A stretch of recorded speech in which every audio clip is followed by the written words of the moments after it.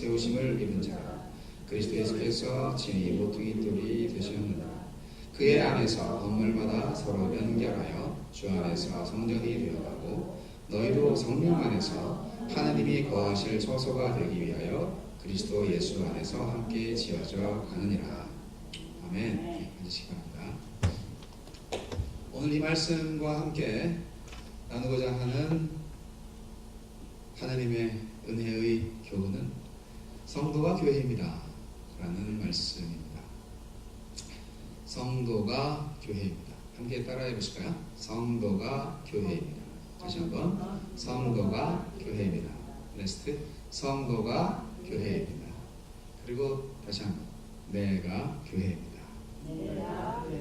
아멘. 예루살렘 성전은 3번 지어졌습니다. 솔로몬에 의해서, 그리고 스룹바벨에 의해서, 또 헤롯에 의해서 지어졌습니다. 예수님 시대 성전이라고 하면요, BC 19년에 착공해서 8년 후인 BC 11년에 헌당식을 올렸고, 주님이 승천하신 어림잡아 AD 한 60, 그러니까 승천하신 다음에 한참 후에 AD 한 64년경에 완공된 헤롯의 성전을 말합니다. 예수 시대의 성전이 그렇다는 거예요. 그러니까 예수님 시대에는 성전 헌당식은 올렸지만 완공되지 않은 상태, 계속 지어져 가고 있는 상태였어요. 예. 자, 엄청난 건물이죠. 몇십 년간 짓고 있으니까. 그 당시에 이스라엘 백성들은 그 성전을 건축하는 그 헤롯 왕을 아주 유능한 임금으로 생각을 해서요, 기꺼이 성전 건축을 위한 헌금을 많이 했다고 합니다. 아니 뭐 지배당하고 있는 분봉왕인데 네, 여튼 유대인 친화 정책을 잘 했던 헤롯 왕이었어요. 인기가 좀 있었어요. 예수님께서 십자가에 달리시기 전 그 일주일간의 그 사역을 살펴보면요, 그 처음에 이제 하신 일이 성전 정화 사역이었어요. 뭐 사역이라고 보기에는 사건이죠, 사건. 사실 예수님의 제자 가운데에서는 주님, 저 성전 정말 아름답죠? 그렇게 이야기했던 사람도 있었어요. 누가복음 21장 5절에 보면, 선생님이여, 이 아름다운 돌들과 백성들의 헌물로 꾸며진 성전이 참으로 아름답지 않습니까? 그렇게 제자들이 말을 했죠. 제자들은 그 성전의 건물의 외형에 아주 감동을 받고 있었던 거예요. 아주 프라우드한 거죠. 우리 하나님을 예배하는 곳, 사실은 제사하는 곳이죠. 그 성전, 좋은 돌과 금은 보석으로 치장된 그 성전을 칭찬합니다. 그런데 그 성전에 대한 주님의 평가는 어땠죠? 아주 달랐습니다. 마가복음 13장 22절 말씀 보면, 예수께서 이르시되 네가 이 큰 건물들을 보느냐? 돌 하나도 돌 위에 남지 않고 다 무너뜨려지리라. 그렇게 말씀하셨어요. 좀 이게 반대죠. 아직 제자들이 좀 철이 없어요. 주님은 일주일 전, 십자가 사건 일주일 전, 그러니까 부활하기 일주일 전, 부활하시기 일주일 전, 그날에 이제 호산나 찬양을 받으시면서 예루살렘에 입성을 하셨고요. 잠깐 베다니로 잠깐 내려가셔서 주무셨다가 바로 뭐 우리 식으로 말하면 월요일 날쯤 될 텐데 성전에 먼저 들어간 거예요. 그리고 성전을 뒤집어 엎으셨습니다. 로마 화폐인 데나리온을 성전 화폐인 세겔로 바꾸어주는 환정산들, 그리고 제물로 드릴 비둘기 파는 상인들이 호객행위를 하면서 성전을 시장으로 만들고 있었기 때문에 그것들을 뒤집어 엎으신 겁니다. 이 사람들은 그러니까 그 성전을 통해서 먹고 사는 사람들이 있었는데요. 제사장들이죠, 사실. 상인들은요, 그 성전의 그 상권을 차지하기 위해서 제사장들한테 많은 뇌물을 주었을 거고요. 뇌물을 준 것만큼 시중가보다 아주 비싸게 물건을 팔고 있었습니다. 그들은 성전에서 사는 비둘기가 가장 거룩하다. 아니, 성전에서 사는 비둘기만 거룩하다. 뭐 그렇게 근거 없는 소문까지 퍼뜨리면서 백성들의 주머니를 털고 있었을 것입니다. 그래서 주님은 뒤집어 엎으신 거죠. 마가복음 11장 17절에 예수님은 말씀하셨습니다.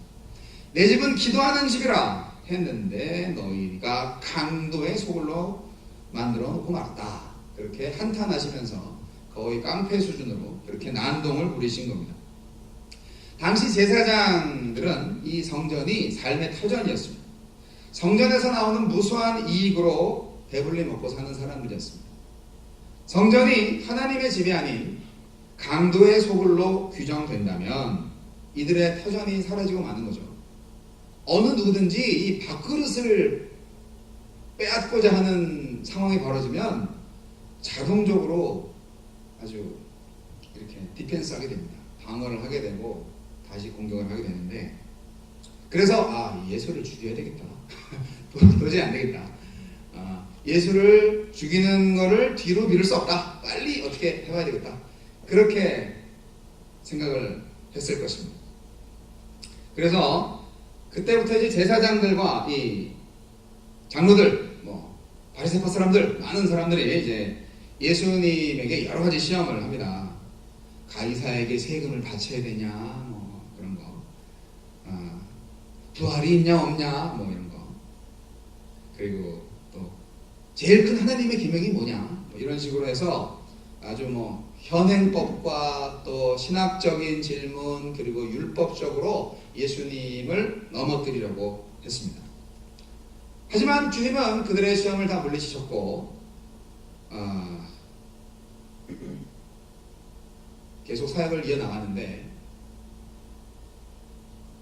저 멀리서 성전을 바라보시면서 그 제자들이 그렇게 저 성전 정말 아름답지 않습니까?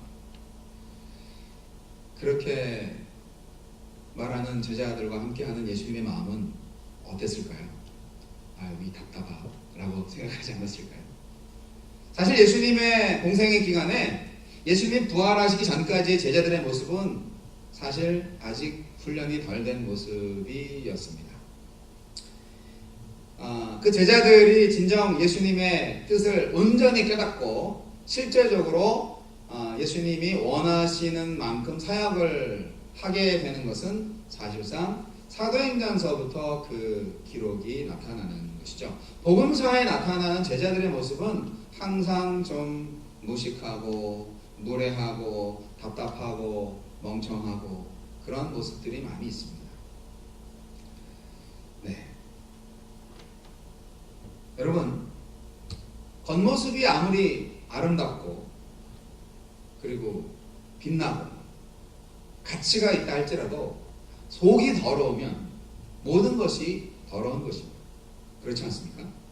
아름다운 외모는 사람을 속일 수 있지만 하나님은 속일 수 없습니다. 아름다운 자리에서 하나님을 부르면서 날마다 번제와 화목제를 드리는 성전 제사, 그러한 성전일지라도 그 속이 더러우면 그것은 성전이 이미 아닌 것이죠. 하나님은 내면을 보시고 하나님 자신이 거할 집인지 아닌지를 판단하십니다. 자, 이 예루살렘 성전, 헤롯 대왕이 지은, 유대인들의 환심을 사기 위해서 지은 이 예루살렘 성전, 예수님 말씀하실 때는 강도의 소굴이라고 했던 바로 그 건물은 70년 로마의 티투스 장군에 의해서 완전히 부서집니다. 도시 전체와 함께 파괴됩니다. 역사적으로 우리는 그것을 알 수 있는데, 생각해보세요. 64년에 완공돼서 정말 그 위험을 자랑하는 엄청난 시간 동안, 그런데 겨우 6년 만에 파괴가 되고 말았다니. 이 외모뿐인 성전, 외모만 좋은 성전, 하나님 스스로 파괴해버리는 것처럼 외모뿐인 우리 신앙 역시 하나님에 의해서 인정받지 못하고 결국 아궁이에 떨어져 버리게 될 것이다 하는 것을 암시하는 말씀이 되겠습니다. 우리 성도들은 이 외모뿐인 성전을 온몸으로 거부해야 합니다. 여러분, 스데반이 죽은 이유가 뭔지 아십니까? 유대주의자들이 스데반을 죽인 명분은 바로 성전 모독죄였습니다. 사도행전 6장 14절에 나사렛 예수가 이 성전을 헐겠다고 한 말을 떠들고 다니도다 하면서 이제 스데반은 이 헤롯의 성전이 도둑의 소굴임으로 곧 무너지게 될 것이다 라는 예수님의 말씀을 그대로 전달하다가 성전 모독죄로 돌에 맞아 죽는 순교자의 길을 갔습니다. 이것이 초대교회 신앙입니다. 이것이 오늘날 우리가 회복해야 할 참 신앙입니다. 영원히 무너지지 않을 영원한 성전이 있어요. 여러분, 우리는 어떻게 신앙 고백을 하십니까? 마태복음 16장 16절 그 유명한 베드로의 신앙 고백이 있습니다. 너는 나를 누구라고 하느냐? 주는 그리스도시요 살아계신 하나님의 아들입니다 라고 고백했을 때 주님은 너는 베드로다, 너는 반석이다, 내가 이 반석 위에 내 교회를 세우리니 음부의 권세가 이기지 못하리라 말씀하셨습니다. 그렇습니다. 주님을 그리스도라고 고백하고 주님을 하나님의 아들이라고 고백하는 그 믿음이 바로 교회의 터전이 됩니다. 교회의 기초가 됩니다. 그 믿음 위에 세워진 교회가 음부의 권세를 이기고 영원토록 무너지지 않는 성전입니다. 무형의 성전입니다. 그래서 바울은 고린도 성도들한테 말하기를 믿는 너희가 바로 성전이다 그렇게 말씀하신 것입니다. 강도가 득실거리는 외모뿐인 성전은 이미 성전이길 포기한 아무것도 아닌 그런 곳이죠. 하나님은 그런 건물에 계시기를 거부하십니다. 아무리 좋은 돌과 빛나는 보석으로 치장하였을지라도 그것은 쓰레기장인 거죠. 똥통인 거죠. 주는 그리스도시요 하나님의 아들입니다. 이런 고백이 날마다 이루어지고 또 선포되고 바로 그러한 초대교회 신앙이 영원한 성전, 영원한 교회를 만들어가는 시금석이고 또한 그 유일한 힘이 되었습니다. 에베소서 2장 20절로 22절을 현대어로 다시 읽어드리겠습니다. 여러분은 사도들과 예언자들이 놓은 기초 위에 세워진 건물이며 그리스도 예수가 그 모퉁이 돌이 되십니다. 그리스도 안에서 건물 전체가 서로 연결되어서 주님 안에서 자라서 성전이 됩니다. 그리스도 안에서 여러분도 함께 세워져서 하나님이 성령으로 거하실 처소가 됩니다. 아멘. 사도들과 선지자들이 전해준 복음으로 인하여 예수님을 그리스도로 하나님의 아들로 믿는 무리들의 모임이 바로 성전이고 교회인 것입니다. 사도들과 선지자들이 전해준 성경을 절대적으로 신봉하고 그 성경의 중심에 그리스도 계심을 믿는 성도들의 모임, 바로 그것이 하나님이 거하시는 성전입니다. 이 성전이야말로 비가 오고 장수가 나도 무너지지 않고 음부의 권세가 도전을 해도 결코 패하지 않는 영원한 성전입니다. 할렐루야.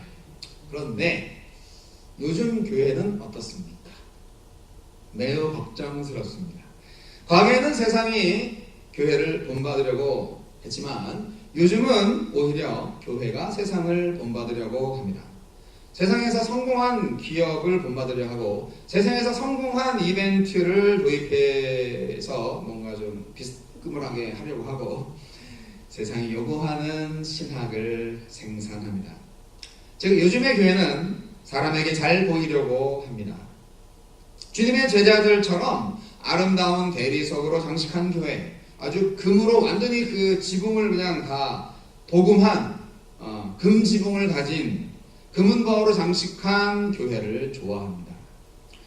그러나 헤롯의 성전이 6년 만에 파괴되었던 것처럼 그렇게 세속적으로 세워진 교회는 언젠가 흔적도 없이 사라지게 될 것입니다. 로마서 12장 2절 말씀은 우리에게 경고하고 있습니다. 너희는 이 세대를 본받지 말고 오직 마음을 새롭게 함으로 변화를 받아 하나님의 선하시고 기뻐하시고 온전하신 뜻이 무엇인지 분별하도록 하라. 교회는 외모뿐인 성전을 무너뜨려야 합니다. 세상을 본받으려는 자세를 좀 버려야 합니다. 오직 하나님의 뜻이 어디 있는지를 알고 그곳으로 달려가야 합니다. 선지자들과 사도들의 터전 위에 세워져야 합니다. 교회는 건물이 아닙니다. 이거 수백 번 말을 해도 맞지요. 건물이 아니죠. 그런데 건물이 없으면 우리 성도님들 믿음을 표현하는데 한계가 있어요. 그렇게 말씀하시는 목사님 믿지 않습니다. 그리고 저도 교회가 있는 교회에서 신앙생활을 시작했기 때문에 교회는 당연히 딱 교회 하면서 건물 생각합니다. 이게 좀 부인할 수가 없어요. 우리 스스로가 그렇게 그런 문화 속에서 이미 그런 전통 속에서 이미 그런 사고방식, 그런 지식체계, 그런 패러다임 안에서 신앙생활을 해왔어요.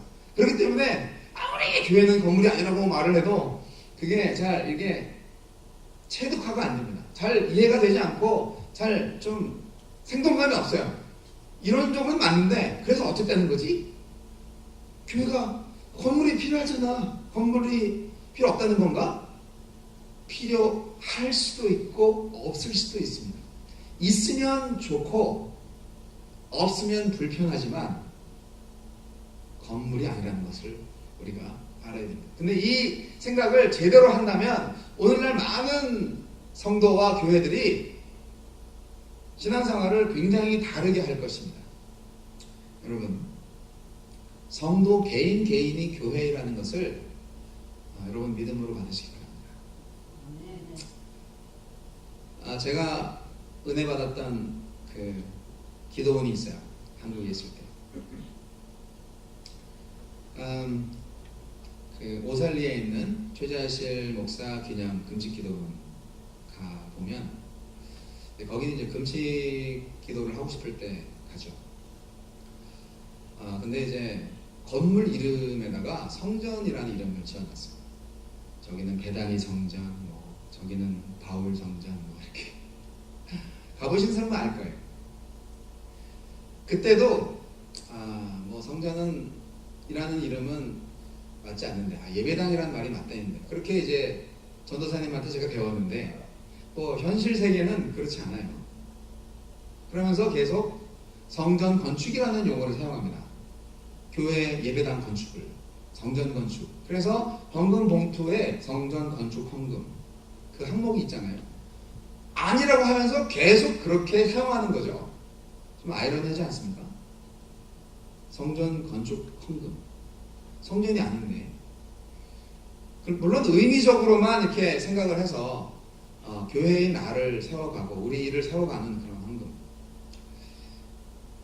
근데 이 언어라는 것이 우리의 생각을 이렇게 좀 가둬놓는, 정리해주는 역할을 합니다. 인간의 가장 큰 문화적 표현이 이제 언어인데요. 그 언어가 갖고 있는 그 능력과 한계가 있어요. 그래서 그냥 말은 그렇게 새겨들어 그렇게 해도 어쨌든 그렇게 생각을 하게 됩니다. 그래서 이 성전이라는 말을 자꾸 쓰게 되면 교회 건물을 지칭하는 말로 성전을 쓰게 되면 어쨌든 우리가 구약 시대에 유대인이 생각했던 바로 그 건물 중심의 생각, 제사, 예배는 성전에서만 해야 돼. 그래가지고 그 남유다 사람들이 그 북이스라엘 그 사마리아 사람들을 무시했잖아요. 너희들은 어차피 못 내려오니까 그 그리심산에서 예배했으니까 너희들은 아주 버린 자식들이야. 그렇게 멸시했잖아요. 같은 민족끼리. 자, 최소한 우리가 정말 알아야 할 것은 교회 건물이 성전이라는 개념은 예수님께서 오신 후 초대교회에서는 받아들여질 수 없었던 개념입니다. 우리가 교회입니다. 할렐루야. 그러므로 좋은 교회란 좋은 건물이 아니라 좋은 성도들이 모인 것이고, 건강한 교회란 건강한 신앙이 있는 그런 건강한 신앙을 가진 성도들이 모인 곳이고요. 비전이 있는 교회는 하나님의 비전을 함께 갖고 전진하는 그런 비전을 나누는 성도들이 모인 곳입니다. 그 모임 자체가 교회죠. 물론 이 교회에 모인 성도들이 세상 사람들과 근본적으로 아주 다른 특별한 사람들이라고 볼 수는 없습니다. 물론 특별한 사람이지만 겉으로 볼 때는 같습니다. 우리가 함께 모여서 거룩한 하나님의 교회를 이루고 있긴 하지만 우리가 다 죄인이죠. 평범한 인간들입니다. 모두 하나님 앞에서 부족하고 연약한 존재들입니다. 분명히 교회는 부족하고 약한 인간들이 모인 곳입니다. 사실 병원에 가면 건강한 사람이 많아요. 환자가 많아요. 당연히 환자들이 많죠. 병 고치러 왔으니까. 교회에도 건강한 사람보다는 영적으로 힘들고 어려운 치료가 필요한 사람들이 훨씬 더 많아요. 그렇기 때문에 교회 가서 시험 드시는 분들 이해를 좀 해주셔야 돼요. 좀 조심하셔야 돼요. 병원에 가서 괜히 다른 환자의 병군에 옮기는 것을 막기 위해서 마스크도 쓰고 손도 닦고 하는 것처럼 교회 안에서도 조심해야 될 환자들이 좀 있어요.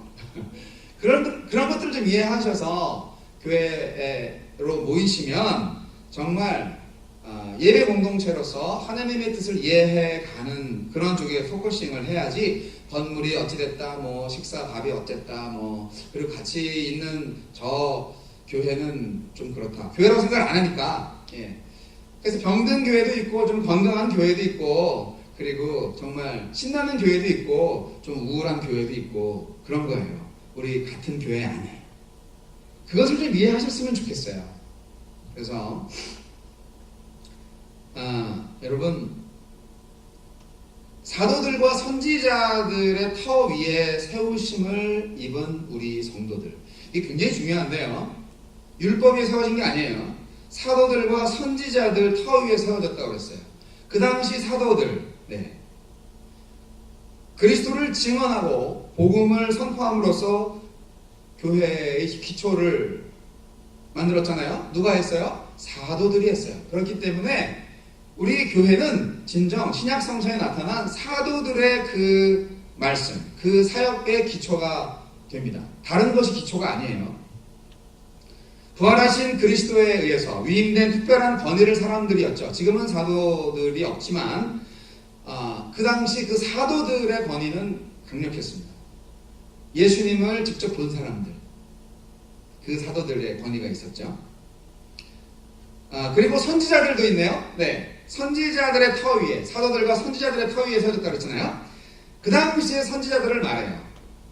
여러분, 사도시대, 즉 사도행전이 기록되었던 초대교회 시대에는요, 믿기지 않겠지만 선지자들이 있었습니다. 이름 없는 선지자들이 많이 있었어요.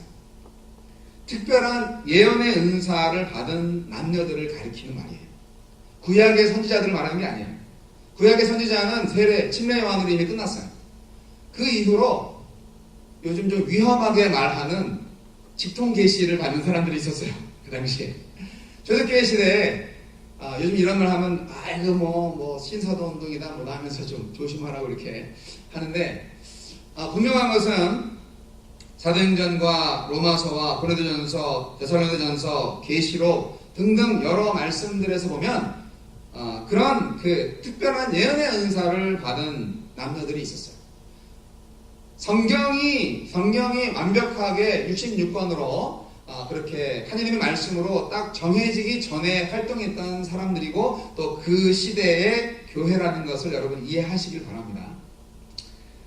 자, 그래서 이 20절에 너희는 사도들과 선지자들의 터 위에 세우심을 입은 자라. 그래서 이 우리의 전통, 신앙 전통은 바로 그 사도들과 예언자들, 초대교회 시대의 예언자들 터 위에 세워졌다. 하는 것입니다.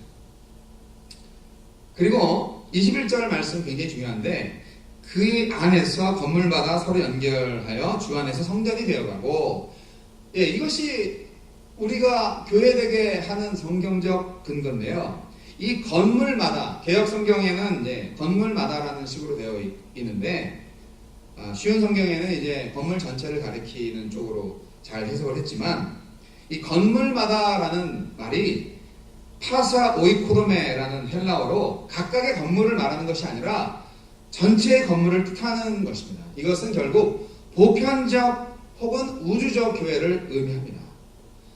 또 성전에 해당하는 헬라어는요, 일반적인 성전을 의미하는 그런 히에론이라는 단어가 아니고 성전 내부를 가리키는 나오스라는 단어로 표현되어 있는데요. 이것은 무엇을 의미하냐면 하나님께서 거주하시고 만나시고 교제하는 장소를 나타냅니다. 그러니까 어때요? 그야말로 정말 이 하나님이 거하시는 곳, 예배 처소.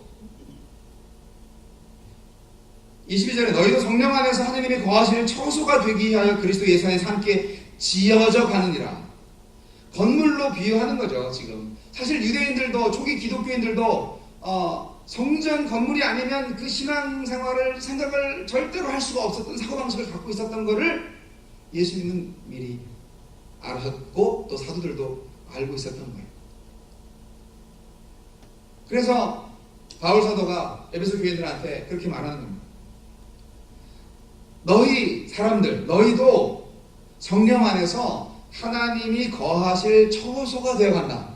하나님이 거하실, 하나님은 지금까지 성전 건물에 임재하셨는데 지금 사람 안에, 성도 안에 거하신다는 거예요. 그 거하실 처소가 되기 위하여, 아직 안 된 거네요. 그리스도 예수 안에서 함께 지어져 간다. 함께 나 혼자가 아니라 함께, 우리 함께 지어져 간다는 거예요. 그것이 교회인 거예요. 그러니까 이제 이 함께라는 것은 에베소 교회가 이방인 교회잖아요.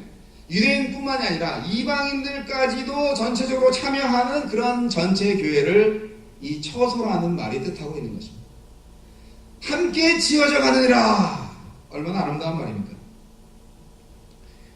슈레이 코도 메이스데라는 발음은 좀 이상하지만 그 헬라어 그 표현이 이 현재 시상으로 계속 지어져 간다는 것을 나타내고 있습니다.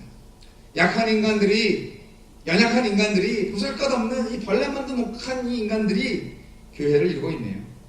그 모퉁이돌은 예수 그리스도이시기 때문에 그럼에도 불구하고 우리는 능력이 있는 교회가 됩니다. 다시 한번 강조합니다. 저와 여러분은 사도들과 예언자들이 놓은 기초 위에 세워진 건물이고요. 그리스도 예수가 그 모퉁이돌이 되십니다. 약한 인간들이 모여서 교회를 이루고 있지만 우리들은 서로 그리스도 안에서 연결되어 있기 때문에 성도들은 교회를 통해서 놀라운 일을 할 수 있습니다. 그리고 사실 지금 아직 부족한 점들이 많지만 그래도 성도들은 그리스도 안에 거하는 사람들이기 때문에 점점 더 강하고 성숙하게 자랄 수 있는 무한한 가능성을 갖고 있는 것입니다. 그리스도 안에서 건물 전체가 서로 연결돼서 주님 안에서 자라서 성전이 됩니다.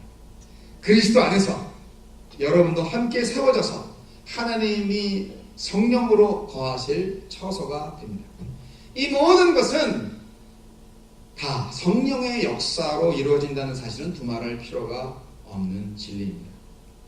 고린도전서 3장 16절 17절 말씀 참고하시면 왜 우리가 성전이고 교회이며 그 성전이며 교회인 것이 중요하냐는 것을 알 수가 있는데 제가 읽어드릴게요. 너희가 하나님의 성전인 것과 하나님의 성령이 너희 안에 거하시는 것을 알지 못하느냐. 누구든지 하나님의 성전을 더럽히면 하나님이 그 사람을 멸하시리라. 하나님의 성전은 거룩하니 너희도 그러하니라. 아멘. 여러분 거룩하십니까? 거룩한 사람. 그래서 성도인 거예요. 우리가 성도인 이유가 따로 있나요? 바로 이런 말씀의 증거, 약속, 예언입니다. 그 성취입니다. 사랑하는 성도 여러분, 교회의 생명은 거룩성이 있습니다. 하나님은 거룩하신 분이니까요.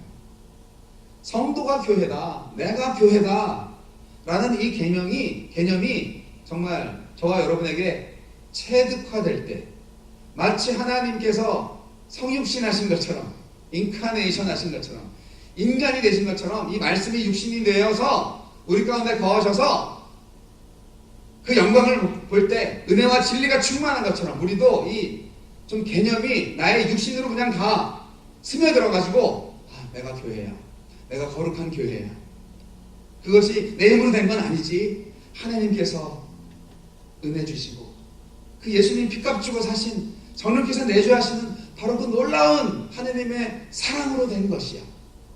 나는 부족하고 못났지만 내 안에 하나님의 영이 계시기 때문에 그 하나님의 성령 예수님, 나로 하여금 거룩하게 하심을 믿습니다.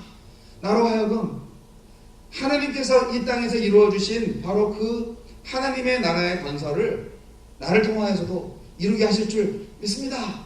그러한 확신을 가질 수 있는 것입니다. 교회를 이루고 있는 우리 성도들이 분명히 알아야 할 것이 있습니다. 그것은 우리들의 모임의 기초가 되시고 머리가 되시는 예수 그리스도의 능력이 우리들을 통해서 마음껏 나타나야 하고, 우리들을 향하신 예수 그리스도의 뜻이 마음껏 자유롭게 펼쳐져야 한다는 것입니다. 목사만 교회가 아니에요. 여러분이 교회입니다. 내가 교회입니다. 내가 교회입니다. 네. 죽어가는 영혼을 많이 살려내시는 교회 되시길 바랍니다. 할 수만 있다면 많은 사람들한테 생명의 길을 제시해 주시기 바랍니다. 여러분이 거룩하지 않으면 세상은 갈 바를 몰라요. 여러분이 속해 있는 그 세상이 여러분의 사역지입니다. 세상이 소금이 되어 세상이 부패되는 것을 막으세요. 정의로운 사회를 만드는데 앞장서시기 바랍니다. 정의와 공의, 정직이 있는 그러한 사회를 만드세요. 하나님의 뜻이 실현된 인류 사회가 천국임을 믿으시고 하나님 나라가 확장되기 위해서 힘써 주시기 바랍니다. 그것이 저와 여러분이 교회 되게 하신 하나님의 뜻입니다. 기도하시겠습니다. 주님, 감사합니다. 우리의 모든 삶이 주님의 손에 달려 있습니다. 내 뜻대로 할 수 있는 것은 아무것도 없고 내 욕심대로 구할 것도 아무것도 없습니다. 오 주님, 주의 말씀 다시 순종하겠습니다. 오직 하나님께서 교회를 위해서 십자가에서 피 흘리시고 고난 받으심을 결코 잊지 않겠습니다. 빚값 주고 사신 이 교회, 그 교회를 위해서 결코 포기하지 않고 중단 없는 사랑과 헌신의 삶을 드리겠습니다. 주님, 우리와 늘 함께 하시고 우리의 모든 삶을 돌아보시되 주님 이끌어 주시옵소서. 주님만을 의지하게 하여 주옵소서. 예수님 이름으로 기도합니다. 아멘. 송축해 내 영혼아 거룩하신 이름 이전에 없었던